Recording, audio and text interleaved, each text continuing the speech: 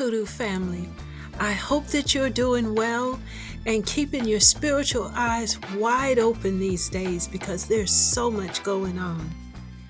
Well, family, people have been asking me if I use ancestor money in my hoodoo practice. So I want to talk about this in today's video. But first, let me be clear about something. I'm not here to tell you what to do. Some people use it, they love it, and that's their right, that's their personal choice. I encourage you to do your own research, do your own critical thinking, and see where your spirit leads you personally on this subject. In this video, I can only share my opinion, my research, and my belief about using ancestor money in my traditional hoodoo practice. So to start off, basically, it has never really set well with my spirit. My ancestors never used Chinese ancestor money in hoodoo or just at all, period. They wouldn't have known what it was or what it was used for. And they sure as heck wasn't going to burn it to appease Chinese gods. So it's just very foreign to my roots, number one. Now, in my research, I learned how in ancient times ancestor money was used in Taoism as an offering to the Jade Emperor. I also learned how in both Taoism and Buddhism, they believe in the dead when the living enter the realm of the dead. They are in a parallel world. And in this world, they need money for clothes. They need money for food. And yes, today they even burn little paper cars so that their ancestors can have cars in this parallel world. They also burn little paper houses so that their ancestors can have houses in the afterlife. And there are even paper iPhones that they burn for their ancestors so that they can have the latest technology in their spiritual realm. So ancestor money seems to have started out as a way for families to kind of help their departed, to really remember them and to show love to them. But it seems like in their culture, it has evolved. And I do have to say, the remembrance part, the showing love, because they would go to the Chinese people would go to the grave sites, and that's where they would burn that money. And, I think this is a beautiful thing, but it just ain't for me. It's not mine. And this is very different than what my ancestors believed and practiced. For them, the afterlife, the spiritual realm, was not so much about material things, but spiritual. My ancestors don't have to worry about being sent to one of the 18 Chinese hells to be tortured for their sins. My ancestors don't need an iPhone in the spiritual realm. Anything that they receive in the spiritual realm has already been bought and paid for through their trials, their tribulations, their hard work while living on this earth.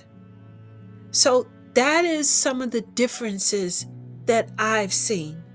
They don't have to worry about the Chinese hell gods, for which ancestor money is also burned to for appeasement.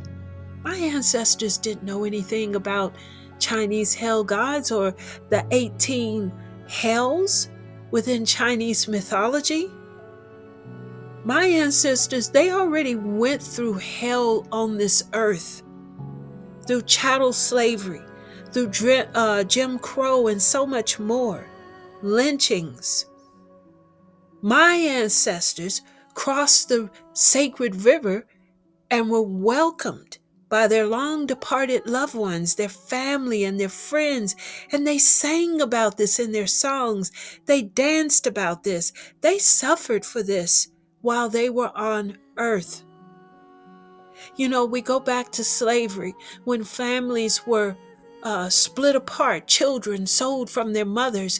One of the things that gave them hope, one of the things that they really focused on is that one day when they cross over into the spiritual realm, they're going to unite with all of those family members that were split from them on earth.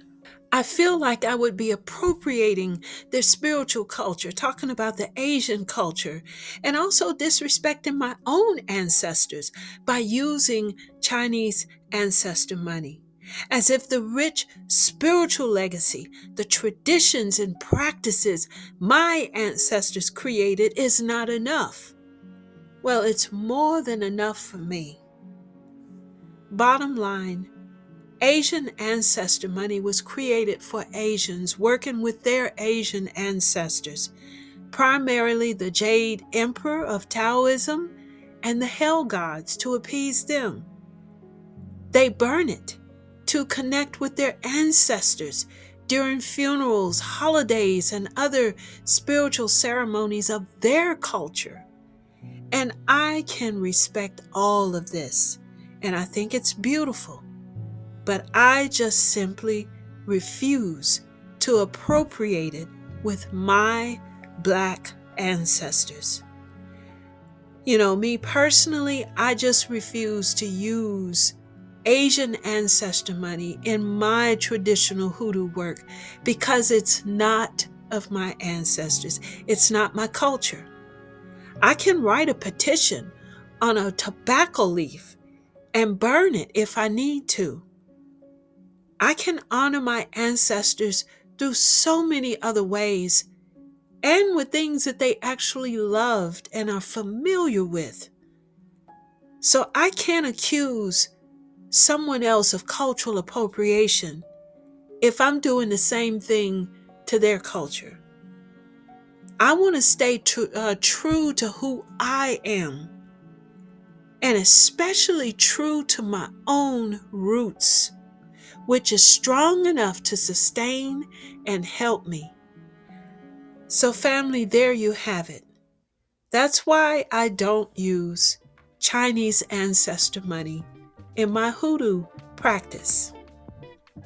And like I said from the beginning, this is just my opinion, my thoughts that I'm sharing with you. You make up your own mind. Like I said, do your own research. Follow your own spirit about whether or not to use ancestor money. So family, if you are new to hoodoo and you'd like to learn traditional hoodoo, I do have the Hoodoo Basic Training textbook. It's in stock and ready to ship.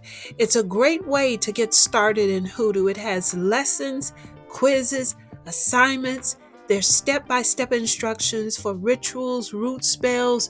There is a lot of information in this book, and I wrote it so that you can actually learn, have a good foundation in hoodoo.